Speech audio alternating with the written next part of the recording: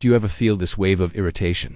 The moment your parents speak, like something inside you tightens even when the words aren't harsh. You're not crazy, you're not ungrateful, and you're definitely not alone. That reaction you can't explain. It's not disrespect. It's a wound and your body still remembers. I knew someone, let's call her Sarah, smart, kind, emotionally intelligent, but every time her dad called, her whole body tensed. I can't explain it. She told me he doesn't yell, he doesn't insult me, but when I hear his voice, something in me just shuts down. My jaw clenches, my hands shake. I feel like I want to run. To everyone else, their relationship looked normal, but to Sarah, it felt like walking on glass barefoot, where even the calmest words carried hidden edges. She remembered growing up in a home where love was conditional, where every conversation felt like a performance you could fail at any moment, and now as an adult, just a "hey, how are you?" from her dad could flood her with anxiety. She didn't hate him.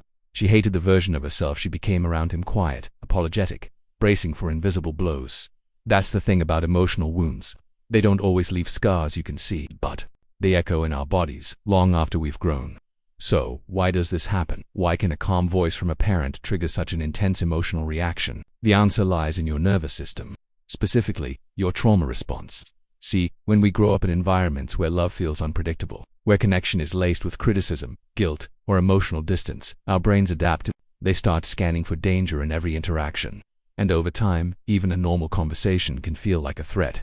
This is called complex trauma, and it doesn't always come from violence or screaming. Sometimes it comes from the quiet erosion of your self-worth, a sigh, a tone, a dismissive "you're too sensitive." Enough of those, and your body learns to brace itself. That irritation you feel, it's not just frustration. It's a defense mechanism, a fight-or-flight signal, hardwired into your nervous system, and it's not your fault. This is what experts call emotional neglect, when your core emotional needs were unmet, unacknowledged, or shamed.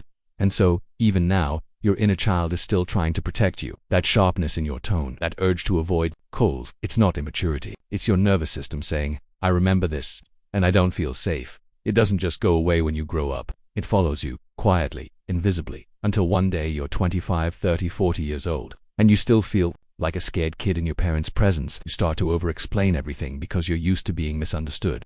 You dread phone calls even from people you love because a lifetime of tension taught you to expect bad news. You apologize too much, or shut down completely. You feel guilty for setting boundaries, even if those boundaries are what keep you sane. You might laugh at things that hurt because you were never given permission to be upset. You might cling to people who hurt you because love has always been mixed with pain. You people please, you overthink every word you text. You don't know how to ask for help because deep down, you believe your needs are a burden. This isn't weakness, this is adaptation. These are the aftershocks of survival mode. In a world where love wasn't always safe, healing doesn't mean pretending your past didn't happen. It means finally recognizing that it did and learning how to stop blaming yourself for it. You're not dramatic. You're not too sensitive. You were shaped by environments that didn't make space for your emotions. So how do you begin to heal? Start by naming your triggers. Not to avoid them, but to understand them. Notice what happens in your body when you hear their voice. Do your shoulders tense? Does your breath shorten? That's your nervous system talking, not your weakness. Then, slowly, build boundaries. Not walls, but filters. Filters that protect your peace. It's okay to let calls go to voicemail. It's okay to answer when you're ready, not when guilt demands it. And if you can't talk to someone, a therapist, a support group, even a friend who gets it, you don't have to heal in silence. And the hardest part, reparenting yourself, giving yourself the love, the patience, the understanding that you should have received when you were small. Talk to yourself the way no one talked to you.